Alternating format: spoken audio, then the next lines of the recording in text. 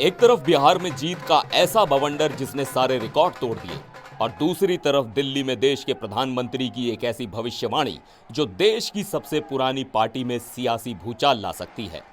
प्रधानमंत्री नरेंद्र मोदी ने सिर्फ बिहार जीता ही नहीं बल्कि कांग्रेस के भविष्य पर एक ऐसा सवालिया निशान लगा दिया है जिसने सबको चौंका दिया है। उन्होंने दावा किया है कि कांग्रेस में जल्द ही एक और बड़ी टूट हो सकती है। आज हम प्रधानमंत्री मोदी के उस बयान की चीरफाड़ करेंगे जिसने कांग्रेस की हार के जख्मों पर नमक छिड़कने का काम किया है। बिहार में एनडीए को 243 में से 200 से ज्यादा सीटें मिल रही हैं। बीजेपी लगभग 95% के स्ट्राइक रेट के साथ सबसे बड़ी पार्टी बनकर उभरी। इस प्रचंड जीत के बाद जब पीएम मोदी दिल्ली में पार्टी कार्यकर्ताओं को संबोधित करने आए तो उनके निशाने पर सीधे सीधे कांग्रेस थी। आज कांग्रेस मुस्लिम लीगी माओवादी कांग्रेस यानी एमएमसी बन गई है।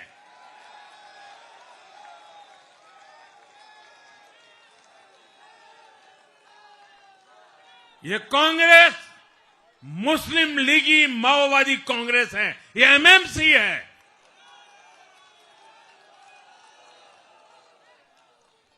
और कांग्रेस का पूरा एजेंडा अब इसी पर चलता है। आपने सुना, प्रधानमंत्री मोदी ने कांग्रेस को एक नया नाम दे दिया, मुस्लिम लीग माओवादी कांग्रेस।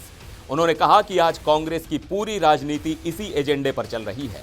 वो चुनाव आयोग की आलोचना करते हैं, वोट चोरी जैसे बेसलेस आरोप लगाते हैं और लोगों को धर्म और जाति के नाम पर बांटते हैं।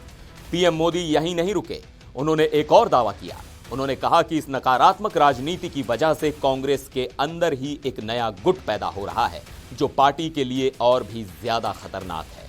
और मुझे तो आशंका है, हो सकता है कि आगे कांग्रेस का एक और बड़ा विभाजन हो। मुझे आशंका है, हो सकता है आगे कांग्रेस का एक और बड़ा विभाजन हो।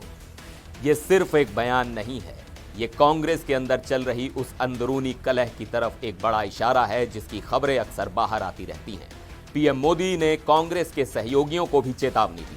कांग्रेस के जो सहयोगी दल हैं वो भी समझने लगे हैं कि कांग्रेस अपनी नेगेटिव पॉलिटिक्स में सबको एक साथ डुबो रही है।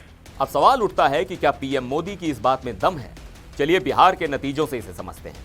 आंकड़े साफ हैं, लालू यादव की आरजेडी अपने सबसे बुरे दौर से गुजर रही है और कांग्रेस 2020 में जीती हुई 19 सीटों से फिसलकर सिर्फ 5 सीटों पर आ गई है।